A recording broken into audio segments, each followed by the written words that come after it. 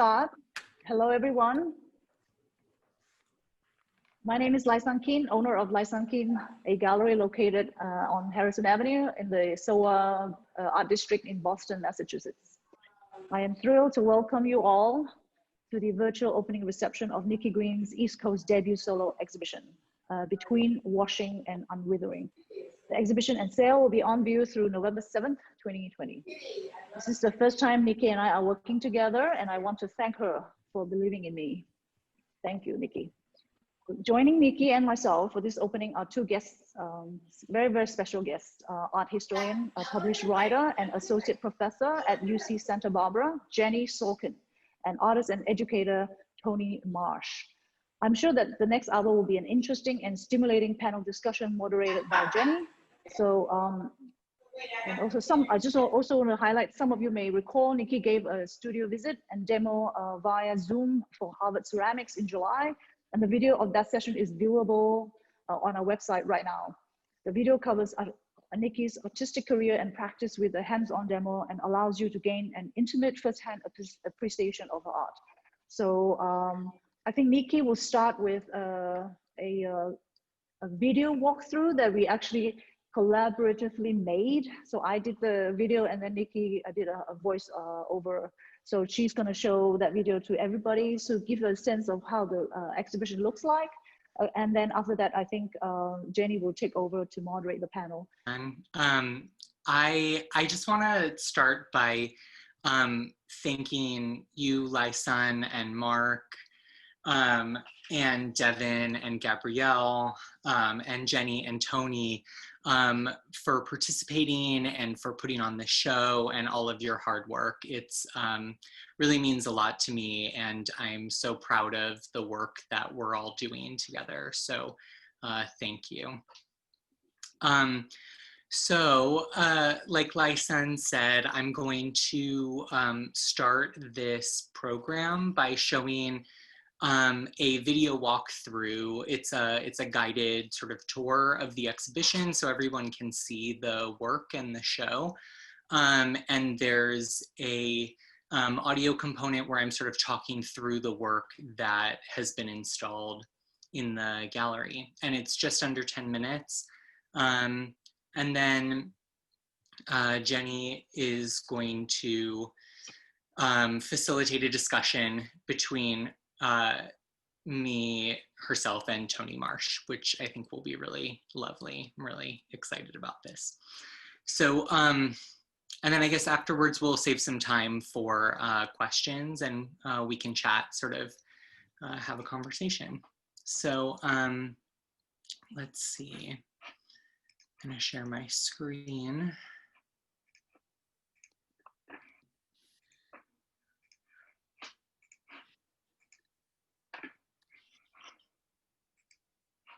Can everyone see that okay? Yeah, okay, great. Yes.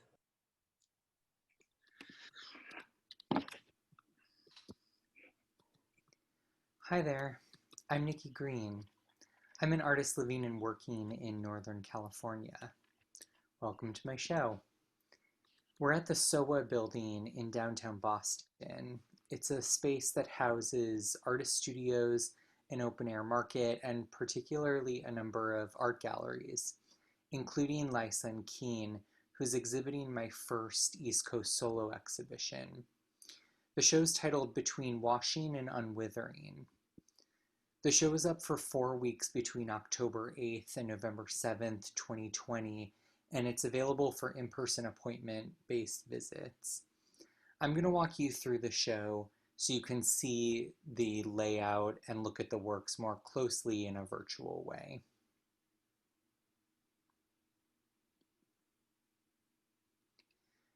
This show is a combination of older works brought to the East Coast for the first time, as well as a body of new works that are made specifically for this show. All of the work was done back in the Bay Area where I live and work. The work plays a lot with the idea of functionality. You'll see sculptures that read as functional, like bricks and vessels, and also platforms, these stands with 5-gallon buckets and bungee cords and plumbing materials, but also these more representational forms, particularly sculptures and textures that reference mushrooms. This piece is titled OREL Figure. It's a 41-inch tall sculpture of a OREL mushroom that's built in multiple sections and cushioned with gaskets made of felt. Even in these representational figures, I'm interested in how a form comes together, the way that seams break the visual and sometimes structural integrity of a figure, and what it means to not just acknowledge an interruption, but actually celebrate and incorporate that interruption into the layout of the object itself.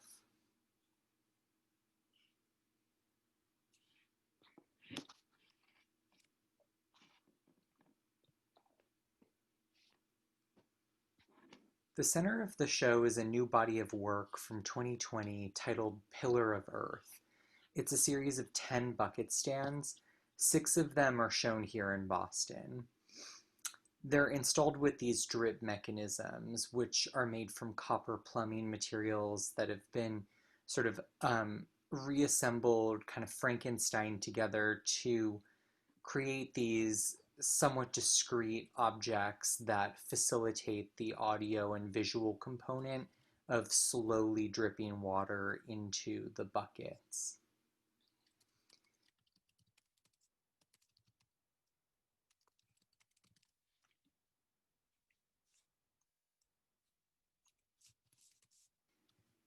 This larger body of work was initiated by a longstanding interest in water and washing rituals. I've been studying mikveh, which is the Jewish body immersion ritual, for many years, and I was discussing this interest with a colleague of mine and their involvement in an organization, a group called the Hever Kadisha, which is Hebrew for Holy Community. And it's primarily made up of community members who care for the recently deceased. These community members wash and pray over and prepare bodies before they're buried. And this colleague had mentioned that their Hever Kadisha performed these washing rituals with 5-gallon buckets. And I was really surprised by how ubiquitous and non-precious these vessels were. I really would have expected ritual objects that were more sort of special or intentional, and I began to think about what it would mean to lift up and exalt these plastic objects many of us interact with so consistently and casually. What does it mean to shift the perception of these forms and to treat them like they are holy objects?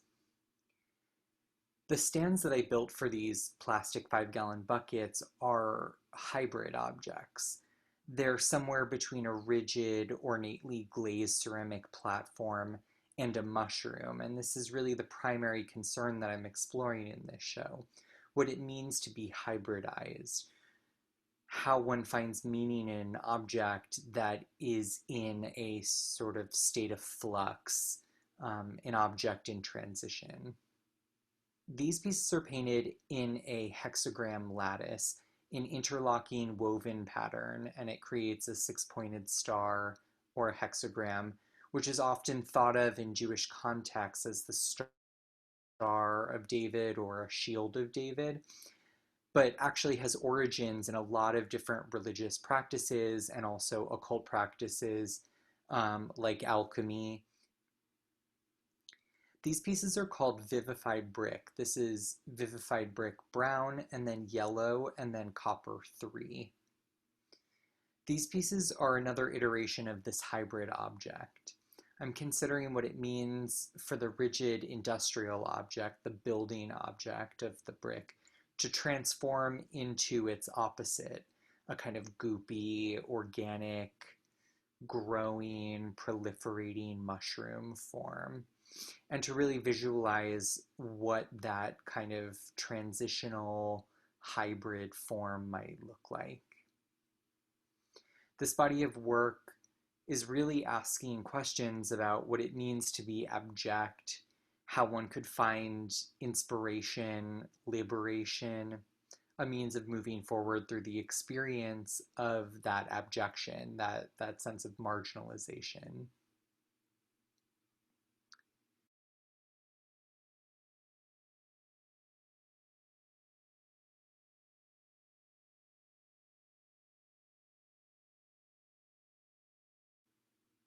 I first came to mushrooms as a metaphor for otherness through a piece of 1930s Nazi propaganda called The Poisonous Mushroom that refers to Jewish bodies as poisonous, specifically because of their ability to pass or blend into the majority.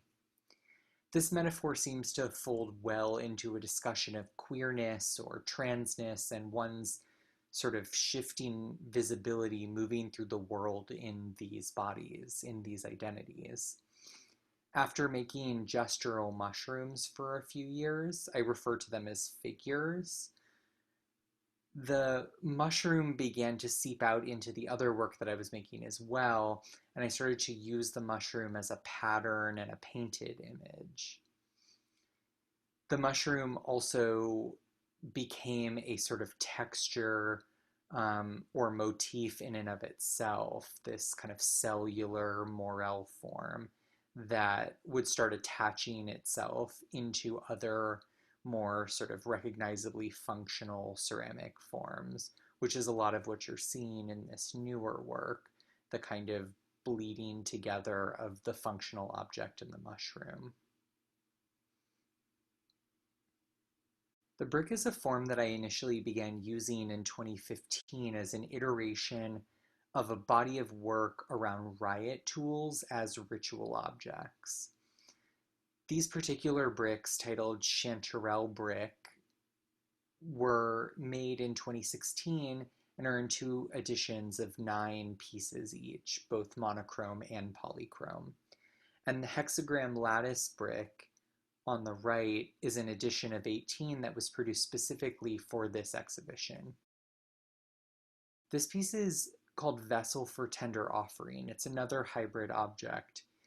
In this case, a vessel, a ritual vessel that's exploding backwards into fungus with images of kind of wonky draped hands sort of touching themselves, but also pointing outwards towards the viewer. And this brings us to the end of the exhibition walkthrough. I hope you've enjoyed learning more about the work in this show between washing and unwithering here at LaiSun Keane in Boston, Massachusetts. Please feel free to reach out. I'd love to hear your thoughts about the show, what you think about the work, and to discuss any of these ideas further. Thanks again for coming. Take care.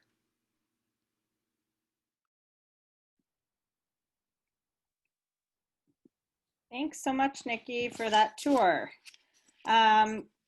I forgot we can do these little hand claps. I wanted to actually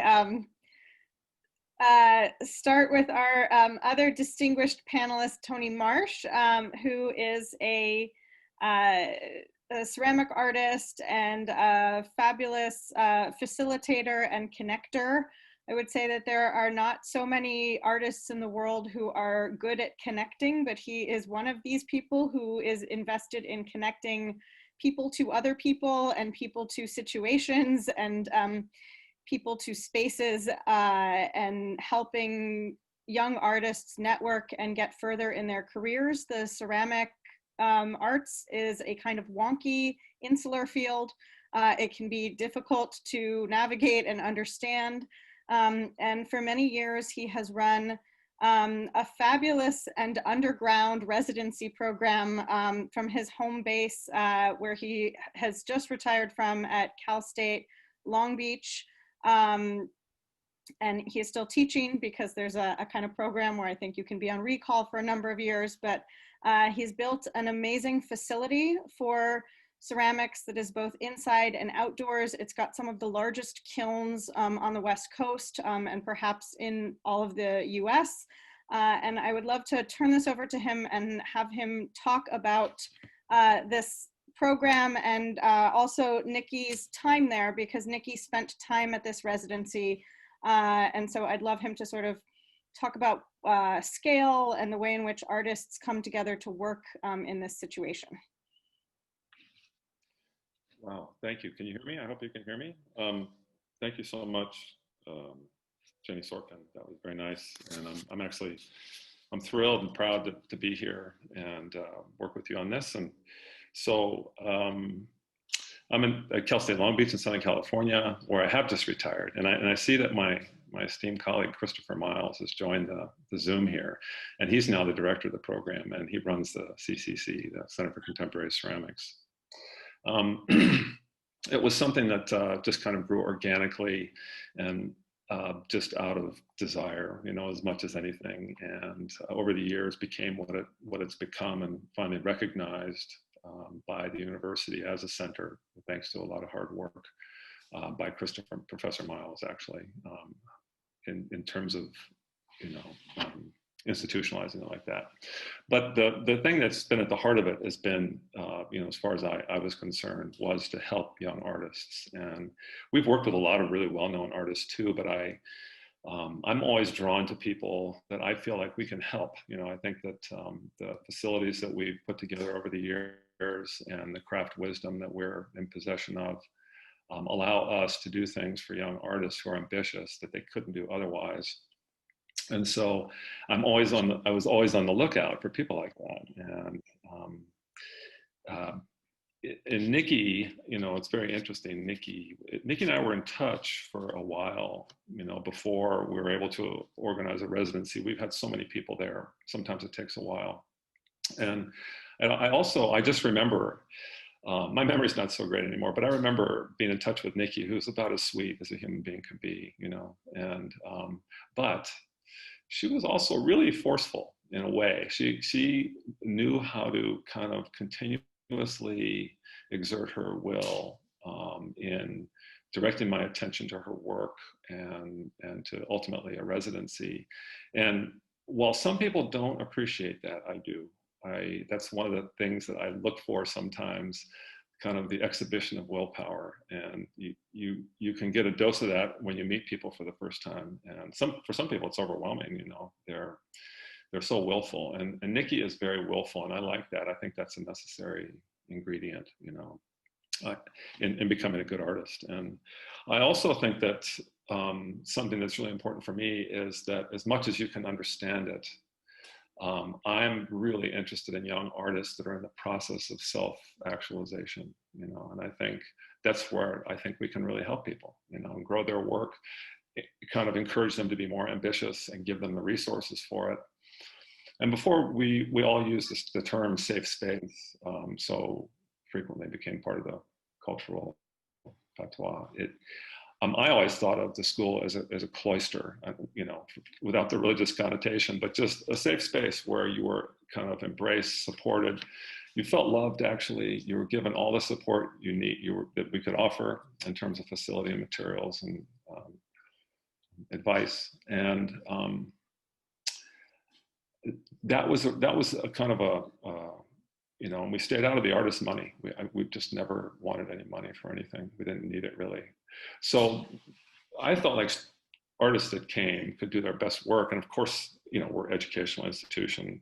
So when artists are doing their best work and they're engaging our students, that's a really rich environment for everybody. And the cross-pollination between artists too. I think the summer that Nicki came, there were as many as 30 artists coming and going during that summer. And so artists meeting artists, talking to artists, and, you know, working with artists, amongst artists and students and faculty. It's a beehive, you know. And I thought Nicki, you know, was really a fabulous part of that summer, I think 2019.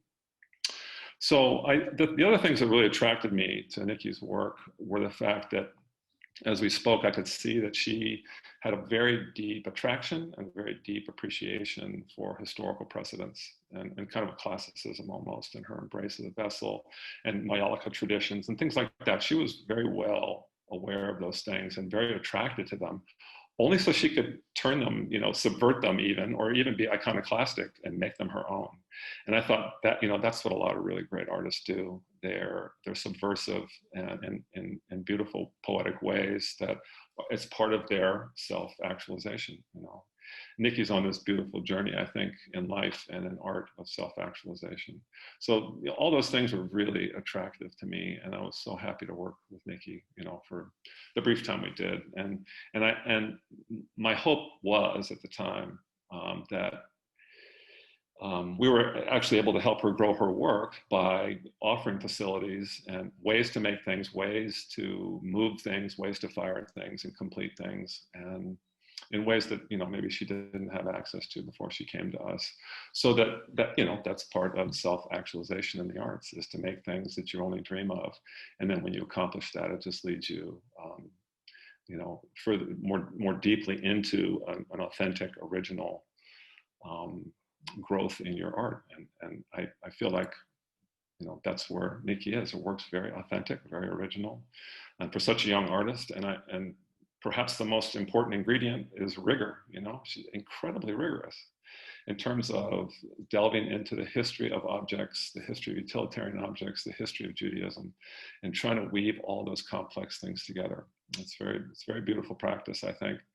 And I just want to wrap it up, you know, the part I was going to say, by saying that I just reread Jenni Sorkin's essay again on Nicki Green.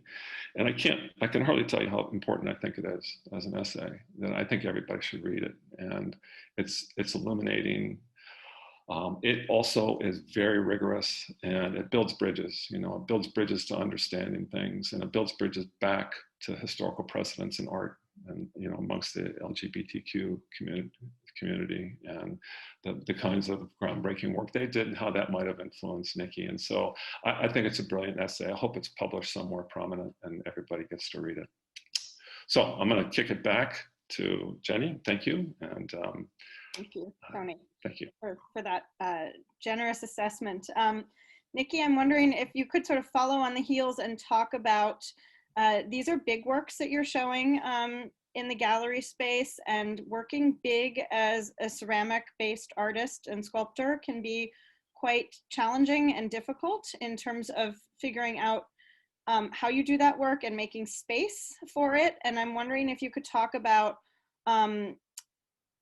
whether the Long Beach residency altered your sense of scale and sort of your process for making in relation to what you did there and what this work as a later body of work draws from on that experience. Thanks for that question, Jenni. And Tony, thank you for your beautiful words. I'm just so touched by them and so grateful to be working with you and to get to call you a colleague now working at Long Beach. It's such a exciting and meaningful thing. So I mean, I was seeking out the Center for Contemporary Ceramics specifically to practice expanding my work. I had been making relatively large work, or maybe like, you know, in terms of the sort of practices at Cal State Long Beach, maybe like medium-sized work at home in the Bay Area for a while, but I was always sort of working with the limits, or working with and sort of around the limits of the equipment that I have. So the OREL mushroom sculptures in this show are all built in sections, primarily because I would just kind of build to the scale of the kiln and then sort of break the object and then continue with like the next section and kind of like build in increments that way. And really enjoyed and kind of embraced that breaking of a form, and also knew that there was this community down south in Long Beach really kind of pushing scale in a way that I had never had the opportunity to explore. And so on one hand, the CCC offered the kind of the access to equipment, you know, the hoists and the enormous kilns, and the, you know, car kilns, and but also it offered a community of people who were thinking through the engineering of form in a way that I was really excited by.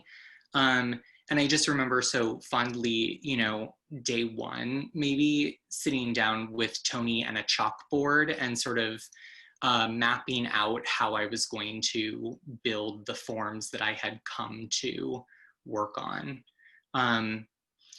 You know, right before coming to Cal State Long Beach for this residency, I had paid a visit to the Oakland Mormon Temple, where I had gotten to see the baptismal font there that really kind of inspired the work that I did at Long Beach. You know, the baptismal font is this kind of epic cast bronze tub with, like, you know, 12 life-size cast bronze oxen, and is really just this kind of spectacular object. And I really wanted to push off of that, and knew that I could do that at Long Beach, or I could sort of explore that at Long Beach. And it was a really kind of amazing, productive 6 weeks in Southern California. And the work that I made there went from the studio to the ceramics biennial at Craft Contemporary in Los Angeles. And then when I came back to the Bay Area, I was really, I think, excited to figure out how to take the work that I was engineering and executing at Long Beach and do it in my much more modest studio in the Bay Area. And so that's when I started working on these bucket stands for this show.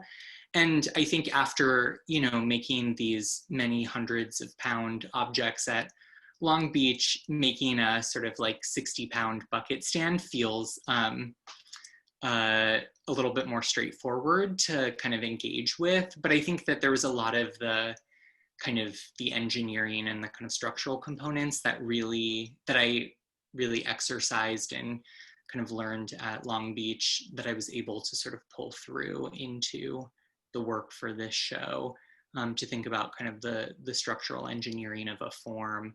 You know, I've always been really interested in function and, you know, functional ceramics as more of like a concept than like an actual sort of practical application. And I think the engineering of a large non-functional sculpture to me feels really in line with that interest in function. You know, a sculpture may need to hold itself up in space. It will need to sort of move in and out of the kiln, and those are all considerations that I find really deeply inspiring to both the process, but also kind of just interacting with objects in and of themselves. So I'm thinking about how you've talked a lot about form and building, and that Long Beach is a place in which there's kind of a structural engineering component to people being able to help you build things that you're not necessarily able to build on your own, which is also what happens at many residency programs. Also what happened for you at the residency at the Kohler. But I'm wondering if you could talk about, or both of you actually, if perhaps Tony can respond to the idea of content in relation to the kinds of forms that get built in a space within a residency program, because ceramic artists are known, many people have a kind of techie quality to their work because you have to know what cone you're firing at, you have to know what's gonna not collapse or how you're gonna glaze something. But there's also a kind of a precedent in the field for being uncomfortable with content to some degree, because there's a kind of historical formalism that's built into the field. So if we think about maybe somebody like Howard Kotler, who early on was an out queer artist working through gay content, sometimes sublimated, sometimes not. He used decals pretty early on, but there's not a whole lot of historical precedent for certainly not trans artists in clay, but there's not even that much precedent for queer artists in clay. So I'm wondering, Tony, if you could talk about sort of your own investment in being part of, you're in a school that is an incredibly diverse, multicultural environment, and if the idea of diversity was built into thinking through this ceramics facility and the residency itself.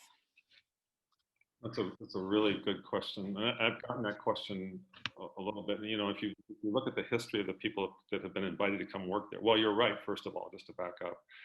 The school itself is increasingly, ever more so, diverse in every dimension. You know, it's what I love, actually, and it's how I grew up,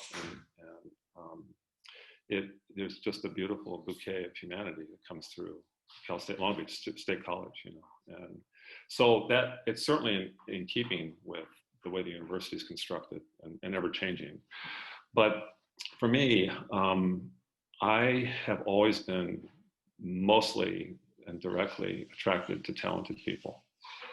And, you know, what's interesting about that is I just go where the talent is, you know. And so most of the artists that have come through there in the last 10 years have been women or from the LGBTQ plus community, because that's where the talent is, or people that have not been educated in the field of ceramics, and so have not had to kind of survive, you know, ceramic dogma and things like that. They're painters, sculptors, and they come with a kind of a natural attitude about just making things, and also with the idea that their work is content driven and not technically driven. And so that seems to have been the drumbeat at school for a long time. The fresh voices in the field of ceramics have come from those primarily, you know, in my opinion, not been educated by the field, you know. And if that's an indictment, I guess, you know, so be it. But I just move towards talented people, and I've always wanted to be surrounded by very talented people, and so I just go wherever I find them. And so that's the way we've done it there, and I'm very proud of what we've done and the people we've worked with. And it's been illuminating and self-actualizing for me, if I get to use that word, in relationship to myself. But so that's kind of in a nutshell how we've done it at Long Beach. Nicki, do you want to respond to this about the idea of this being a welcoming or diverse space that is open to diversity? Because I think that there's a real issue right now that's happening in many craft-based residencies and spaces in which the craft community is sort of in a space of forcing itself to challenge itself to become and be open to diversity in a way that it hasn't before. It's been an incredibly white field. It's been an incredibly straight field.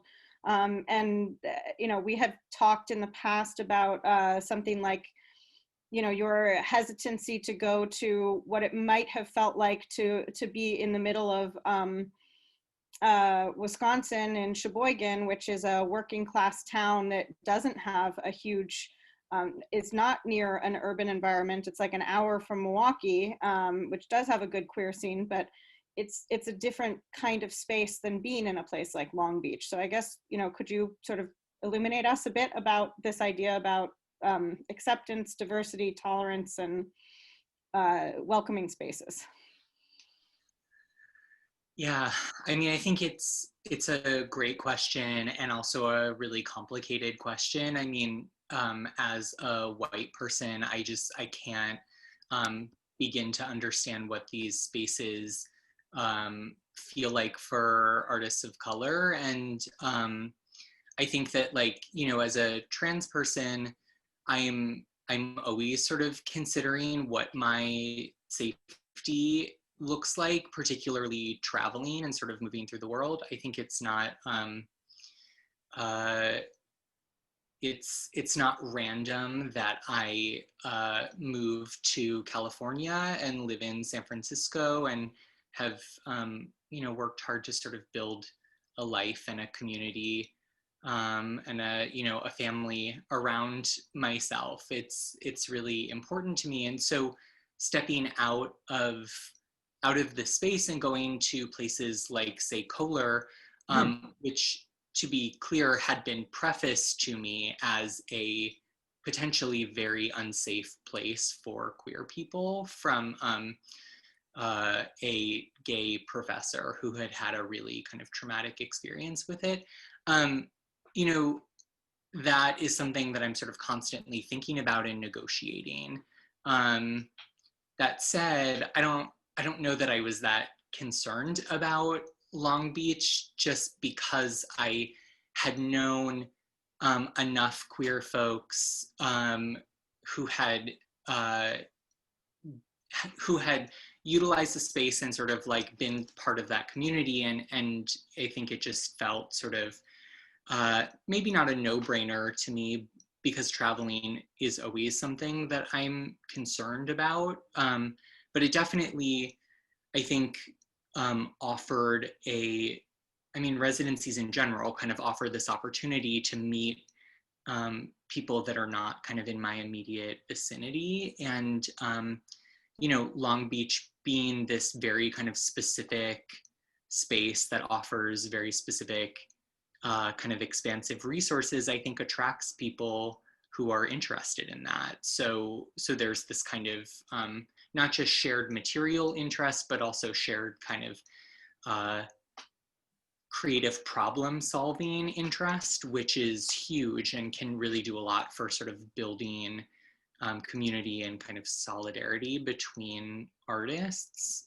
I think that's a lovely phrase that you've used, building community and building solidarity, because that's really, I think, what it's all about in a certain sense. This is what we all hope for in our lives and in our work. And I think that I want to make this, you know, we have a lovely audience here, and I think people have probably things they'd like to ask or talk about, and I want to make this as interactive as possible for the last 15 or so minutes. So with your permission, I'd love to open this up to the rest of everybody who's here and been such avid and affirming listeners, because it's really lovely to be able to see all of you nod. There's something really heartwarming about that, so thank you. I'd love to open this up. You can ask a question, you can raise your hand, or you can put something in the chat. But we're a small enough group that I'm happy to figure out how to, you know, moderate this. Okay, we have our first question from Ashwini. I'm so attracted to a certain physicality in your work, the mushrooms almost mimicking your hands, fingers, knuckles. Would you like to talk a little bit more about your process in connection to the material and body?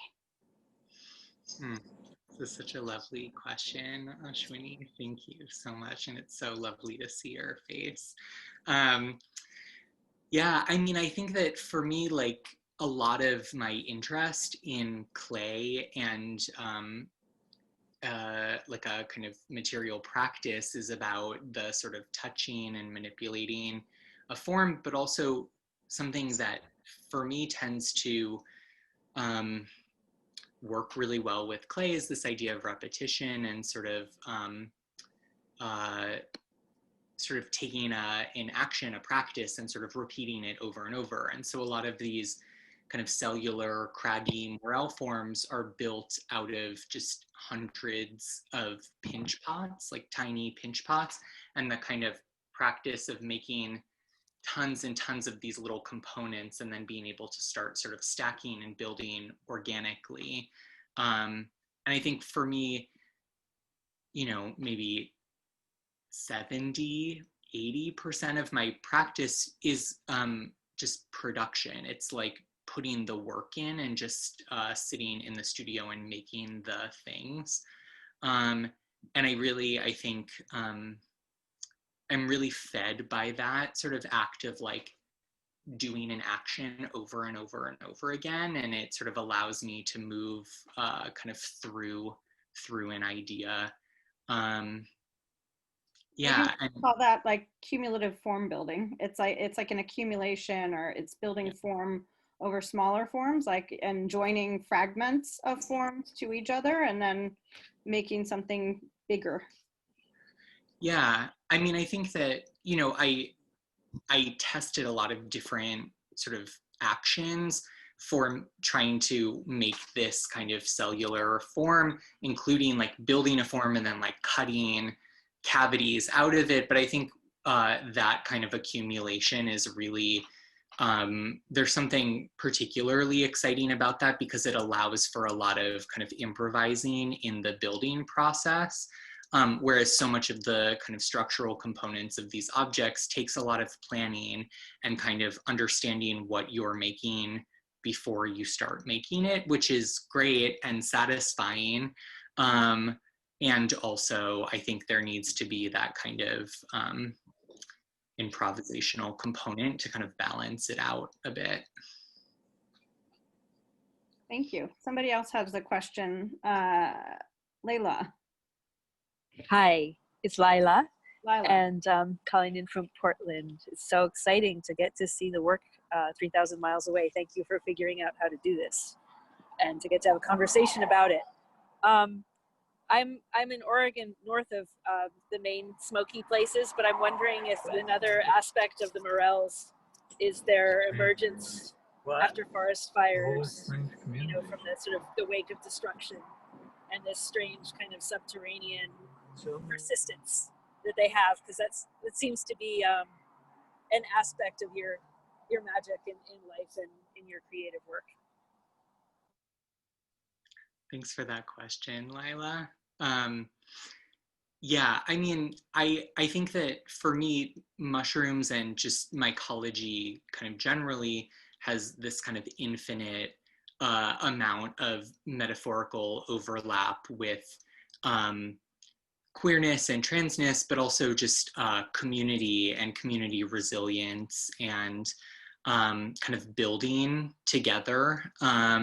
There's so much about the way that, mushrooms function as a kind of almost a healing and kind of integrative organism with the environment around it. So after these forest fires, these mushrooms are sort of popping up and filtering, toxic material around it and sort of in this kind of beautiful harmony with the trees that are being affected. There's something so kind of beautiful and healing about that. Not to mention the fact that these mushrooms are the fruiting bodies of the mycelial network, that all of these mushrooms are connected by this kind of beautiful structural underground organism that sort of connects all of these mushrooms to themselves and to other organisms. To me, it's a metaphor, but it's also very aesthetic. It's a really kind of beautiful series of kind of images and ideas that I think really kind of feed me in terms of inspiration, and continue to do that. It's been many years that I've been working with these ideas and images, and they continue to jump out as really kind of exciting and constantly evolving. You have a question from your nephew that I think is a useful question for many people. Hi, Aunt Nicki, Lion here. I wanted to ask what brought you to work with ceramics? Oh, Leon, such a lovely question. Thank you.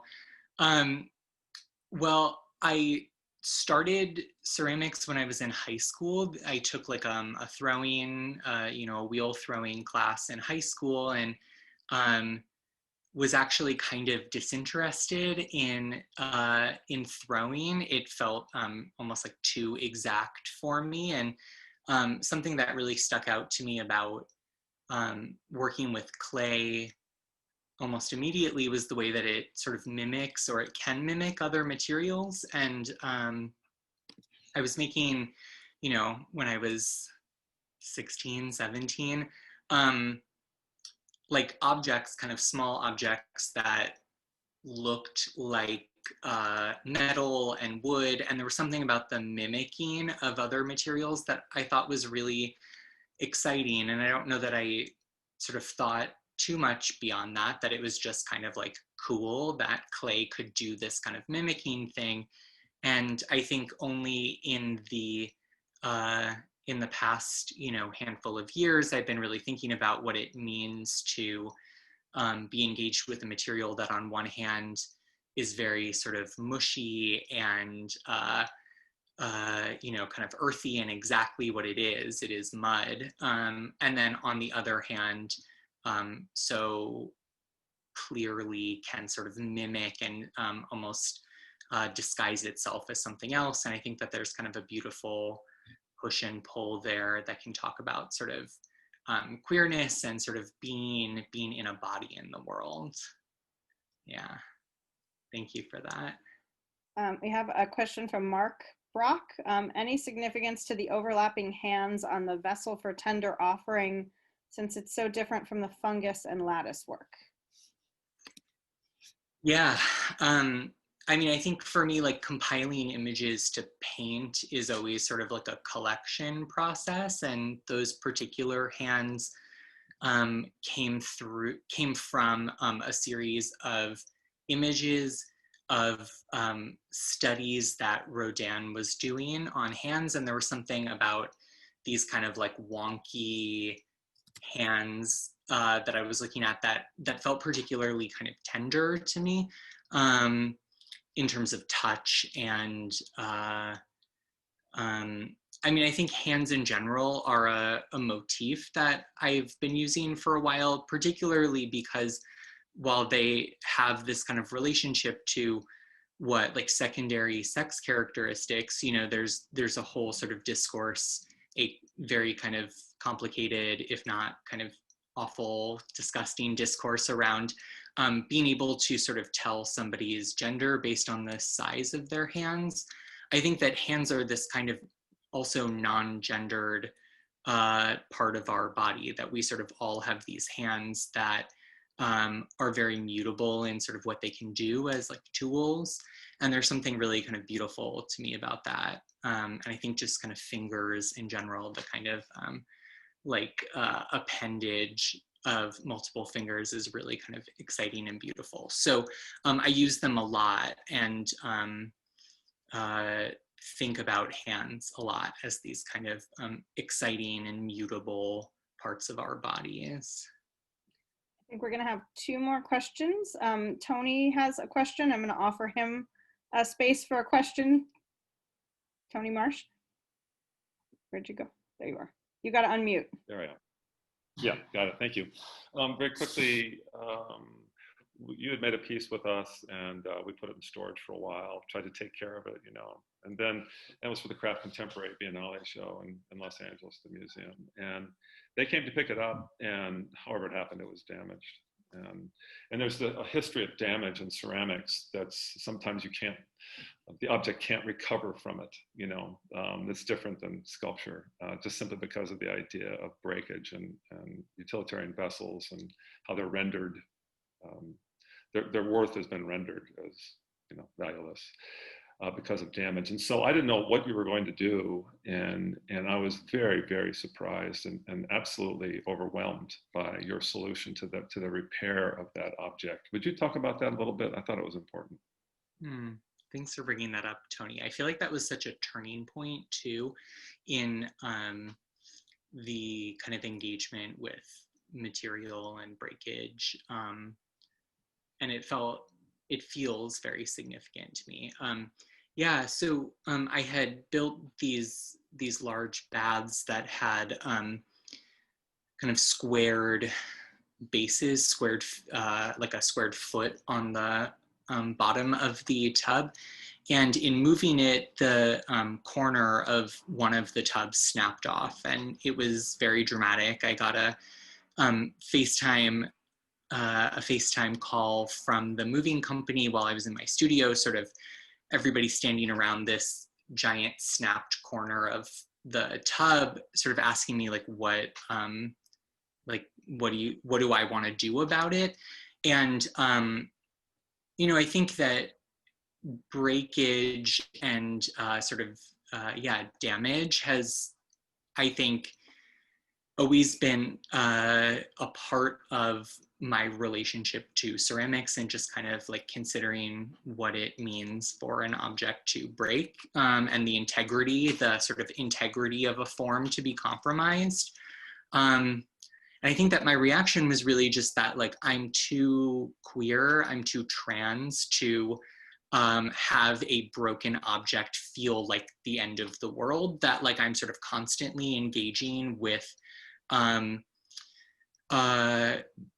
you know, this relationship to failure and breakage and disappointment, and that it's actually, I think, part of my life beyond the studio. It's just kind of a way of thinking through being in the world. So, regardless, you know, I realized that I was sort of being posed with sort of two directions to deal with this breakage in. I can repair the piece and attempt to sort of restore the original form. And this is what the museum had recommended to me. Like, you know, they asked me, like, who do you want us to call to come do the repair work, and we can try to disguise the breakage. Or I could sort of lean into the breakage and really kind of let that be an opportunity to engage with the material or the object differently.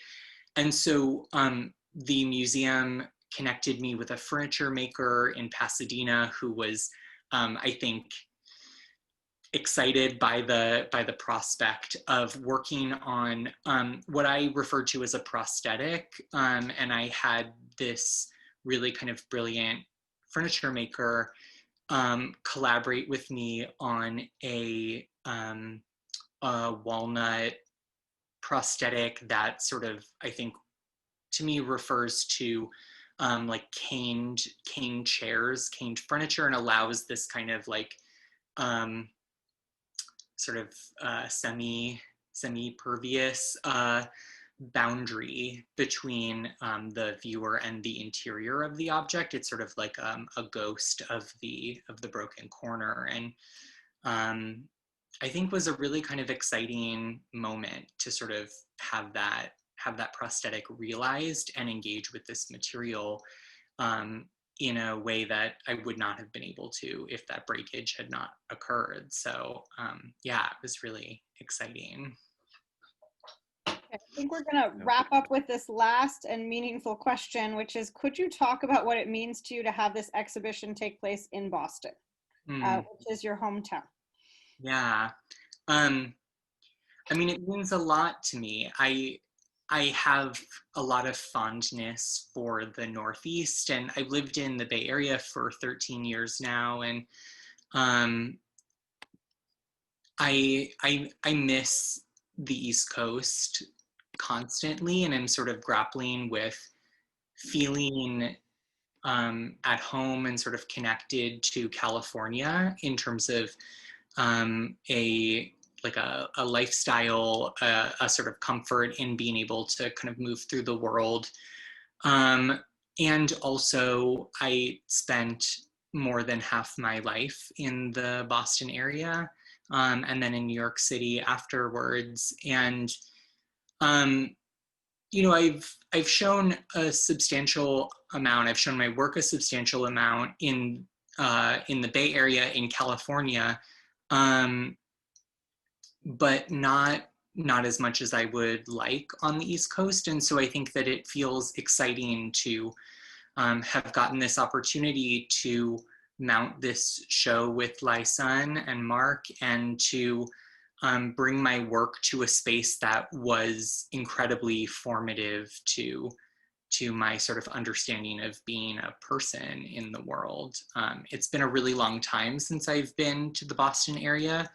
My parents live in Rhode Island now, and I would say most, if not all, of my friends from, you know, high school and before that all live in New York at this point. So I don't really have that many options or opportunities to go back to the Boston area.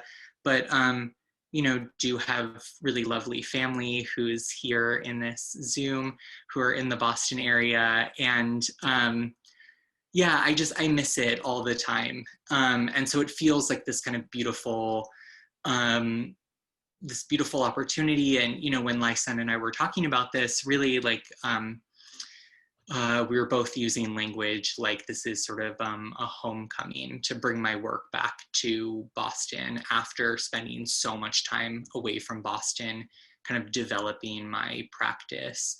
So yeah, I think it's a really beautiful opportunity, and I feel so grateful to be able to do this now and to get to engage with this city in a different way.